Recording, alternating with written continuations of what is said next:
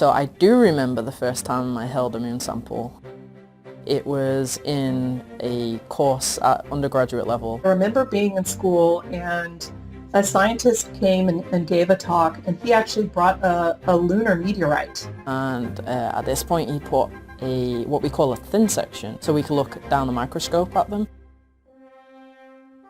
A thin section is actually a piece of rock that's been sliced, about the same thickness as a piece of hair. You can shine light through it and you can look at all the different minerals that are in the rock. So they're actual meteorites that fall on Earth that are made of pieces of the moon. I remember holding this piece of a lunar meteorite. It was pretty small, and I remember thinking, wow, this is so small. We really need more of this. I remember that was my number one thought, was we need more of this. We need a lot more. I went home and I think I rang every single person I knew. I definitely told my family a million times. I don't think they were sick of me, but like they were definitely go away and tell us something different now. But no, they weren't. They were over the moon as me. Pun intended. You know.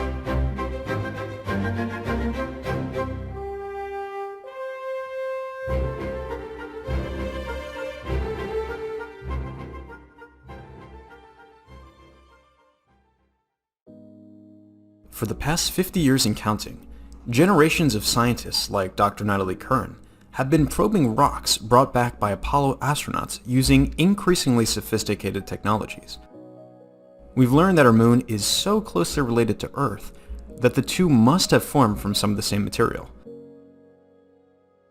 Moon rocks showed the first evidence that the moon has water, and they've even helped in studying the history of the sun, which influenced the evolution of life. I work in the Mid-Atlantic Noble Gas Research Lab, or MNGRL.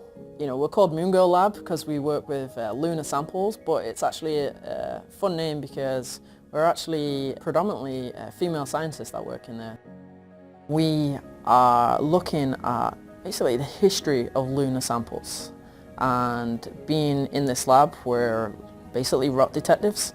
So we're looking at how old the sample is and what the sample's made of.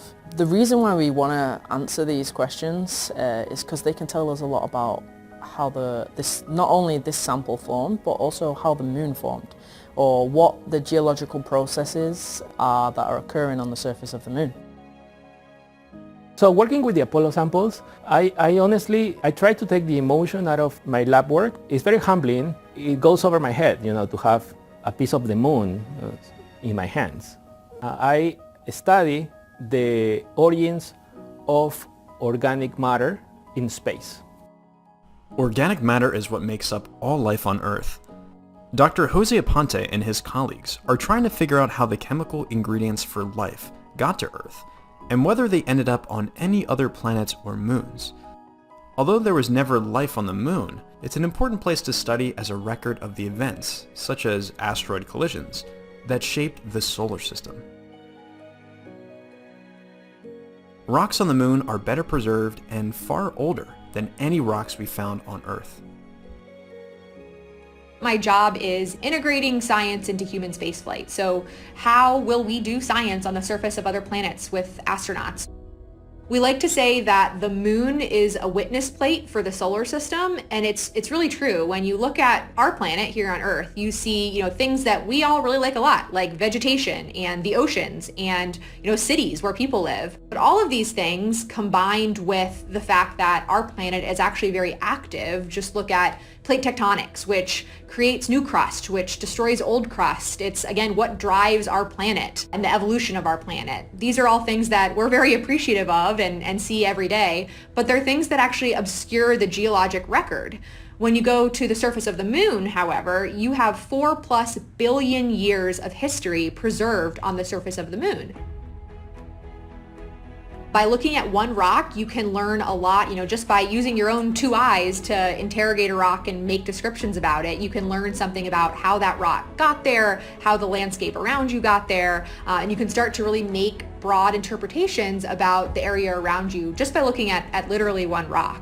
Then imagine taking that rock back to a lab, which you can use these really high resolution lab techniques that we have to peer inside the rock, get a look at what you can't see with the naked eye, start to understand just how old that rock is, how long it's been sitting there on the surface. So it's really exciting to think that some small little sample can tell us a lot about different processes that are not just going on from the local region where the sample was picked up. To the EVA engineers out a lot and the astronauts is how to prepare for when they're going to go to the moon. For example, we know that we're going to collect some rocks. What container are we going to put those rocks in? Are we going to put them in a can? Are we going to put them in a bag? And we need to understand that because for some of these samples, they are very sensitive to whether they're exposed to metal or plastic. And those are design decisions that have to be made years before the mission even flies. They've got to be super strict, the astronauts on the surface. But me, I'd be like, I'd be like a kid in a candy store and just want to, I want to take everything. And, you can only go a certain amount of time. I'd probably run out of oxygen, I'd be walking and forget. It's often said that, exploration is part of human nature, and I definitely agree with that. I mean, even as a small kid, going out in my backyard and, picking up dirt and sticking my hands in the creek and understanding what the little animals and plants were all around me was something that, I didn't have taught to me by that age. It's just something that really comes naturally to, I think, most people.